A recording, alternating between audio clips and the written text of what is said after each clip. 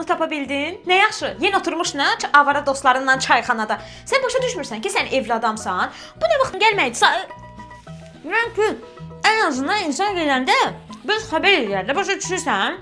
Bax, sənin bütün dostların avaradır. Amma sən evlisən, avara deyilsən axı. Mən sənə çox şey istəmirəm ki, istəyirəm ki, mənə biraz vaxt ayırasan. Birlikdə kinoya baxaq evdə.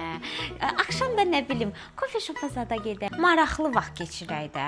Sən gedib gəzirsən, amma mən evdə darıxıram axı.